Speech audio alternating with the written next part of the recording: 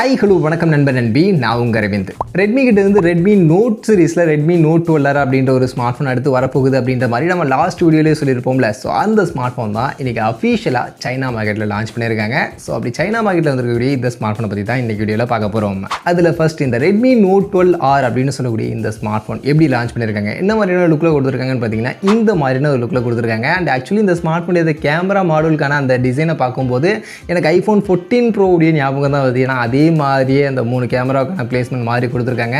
But actually இங்கே placement 3 camera இருந்தாலும் 2 camera தான் பின்பக்கம் இருக்குது. ஒன்று வந்து பார்த்திங்கன்னா ஃப்ளாஷுக்காக கொடுத்துருக்காங்க.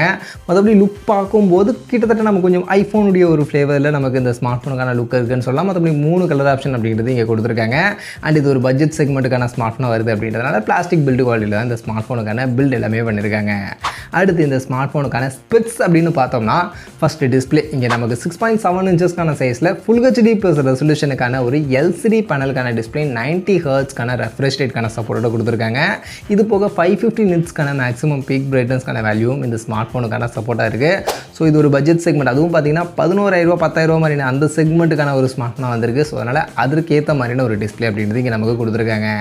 இது போக அடுத்து மொபைலுடைய பேட்டரின்னு வரும்போது 5000 mAhக்கான பேட்டரி அண்ட் அதை சார்ஜ் பண்ண 18 வாட்ஸ்க்கான ஃபாஸ்ட் சார்ஜிங்கான சப்போர்ட் அப்படின்றது இந்த ஸ்மார்ட் ஃபோனில் கொடுத்துருக்காங்க. ஸோ பட்ஜெட் செக்மெண்ட் அப்படின்னும் போது அதற்கேற்ற மாதிரி ஃபாஸ்ட் சார்ஜிங்லாம் நமக்கு கொஞ்சம் கம்மியாக தான் இங்கே கொடுத்துருக்காங்க. அதே மாதிரி பர்ஃபார்மன்ஸ், ஸோ இது நம்ம ஆல்ரெடி சொல்லியிருந்தோம். Snapdragon 4 Gen 2 அப்படின்னு ஒரு ப்ராசஸர் லான்ச் பண்ணியிருக்காங்க அப்படின்ற மாதிரி லாஸ்ட் வீடியோ நம்ம சொல்லியிருப்போம். அண்ட் இந்த ப்ராசஸரோட நமக்கு ரெட்மி கிட்டேருந்து அடுத்து ரெட்மி நோட் 12R வரப்போகுது அப்படின்ற மாதிரிலாம் நம்ம அதில் சொல்லியிருப்போம். ஸோ அதே மாதிரி தான் இந்த ரெட்மி நோட் 12R ஸ்மார்ட் ஃபோனில் இப்போ புதுசாக வந்திருக்கக்கூடிய இந்த Snapdragon 4 Gen 2 அப்படின்னு சொல்லக்கூடிய ப்ராசஸர் யூஸ் பண்ணியிருக்காங்க. ஆக்சுவலி இந்த ப்ராசஸர் பார்த்திங்கன்னா Snapdragon 4 Gen 1 இருக்குல்ல, அதோட சக்ஸஸராக அதை விட இன்னும் பெட்டரான CPU கிளாக்ஸ் கூட இன்னும் கொஞ்சம் பெட்டரான CPU பர்ஃபார்மன்ஸ் கொடுக்கக்கூடிய ஒரு ப்ராசஸராக எடுத்துகிட்டு வந்திருக்காங்க. ஆக்சுவலி 10% அதை விட இன்னும் பெட்டரான CPU பர்ஃபார்மன்ஸ் இந்த Snapdragon 4 Gen 2 கொடுக்கும் அப்படின்ற மாதிரி சொல்கிறாங்க.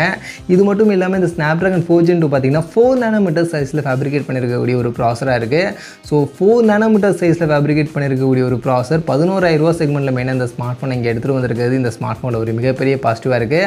அண்ட் பர்ஃபார்மன்ஸும் Snapdragon 4 Gen 1 விட பெட்டராக இருக்கும் அப்படின்னு சொல்லக்கூடிய விஷயங்கள்லாம் கண்டிப்பாக எனக்கு இந்த ஸ்மார்ட் ஃபோனில் பாசிட்டிவாக படுது. ஏன்னா Snapdragon 4 Gen 1 ஆல்ரெடி மார்க்கெட்டில் ரெட்மி நோட் 12 5G இருக்குது, உங்கள் எல்லாருக்கும் தெரியும். அது 18,000 செக்மெண்ட்டில் செல் பண்ணிட்டு இருக்காங்க.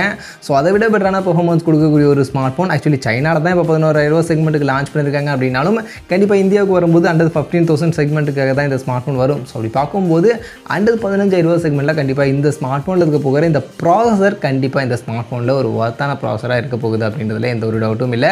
அண்ட் அஃப்கோர்ஸ் இது ஒரு 5G ப்ராசஸரும் 5G ஸ்மார்ட் ஃபோனை தான் வரப்போகுது. அடுத்து மொபைலுடைய கேமரா சைடுக்கு வந்தோம்னா ஆக்சுவலி பின்பக்கம் நான் சொன்ன மாதிரி இங்கே 3 கேமரா மாதிரி இருந்தாலும் 2 கேமரா தான் கொடுத்துருக்காங்க. பிரைமரி 50 மெகாபிக்சலுக்கான கேமரா, இது போக ஒரு 2 மெகாபிக்சலுக்கான சப்போர்ட்டிவ் கேமரா கொடுத்துருக்காங்க. அண்ட் முன்பக்கம் செல்ஃபி கேமரா பார்க்கும்போது இங்கே 5 மெகாபிக்சலுக்கான செல்ஃபி கேமரா தான் கொடுத்துருக்காங்க. ஸோ ஆக்சுவலி கேமரா ரொம்பவே சோர்ப்பி வச்சுருக்காங்க. ஆக்சுவலி இது 10,000 ரூபாய்க்குள்ளே இருக்கக்கூடிய ஸ்மார்ட் ஃபோன்ஸில் கொடுக்கக்கூடிய ஒரு கேமரா ஃபீச்சர்ஸ் தான் இது. அதை தூக்கிட்டு வந்து இங்கே இந்த ஸ்மார்ட் ஃபோனில் கொடுத்துருக்காங்க. ஸோ அஃப்கோர்ஸ் இங்கே இந்த ப்ராசஸர்லாம் கொஞ்சம் பெட்டராக கொடுக்குறாங்க அப்படின்றதுக்காக எல்லாத்தையும் கம்மி பண்ணியிருக்காங்க. பட் இந்த ஸ்மார்ட் ஃபோனில் எனக்கு பார்க்கும்போது ஒரு ப்ரைஸிங் பார்த்திங்கன்னா எக்ஸாக்டாக இந்த ஸ்மார்ட் ஃபோனில் 4GB 128GB வேரியன்ட் 11,300 மாதிரியான ப்ரைஸிங்க்கு தான் ஆக்சுவலி சைனாவில் லான்ச் பண்ணியிருக்காங்க.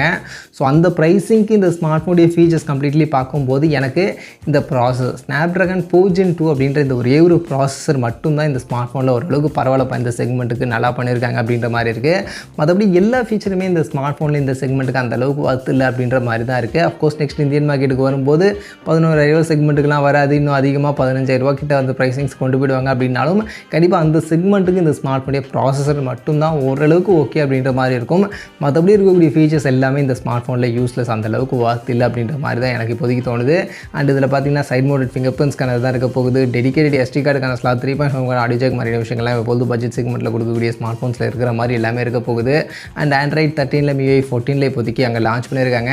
ஸோ அந்த வகையில் பார்க்கும்போது ஓவரால் இந்த ரெட்மி நோட் 12R என்ன கேட்டிங்கன்னா சைனாவில் இப்போ லான்ச் பண்ணிருக்கக்கூடிய இந்த ஸ்மார்ட் ஃபோன் அந்த அளவுக்கு ஒன்றும் பெருசாக இம்ப்ரெசிவாக இல்லை. Snapdragon 4 Gen 2 அப்படின்ற அந்த ப்ராசஸர் மட்டும் இந்த ப்ரைஸிங்க்கு ஓகே, அதர்வைஸ் ஒன்றும் பெருசாக இம்ப்ரெசிவாக இல்லை.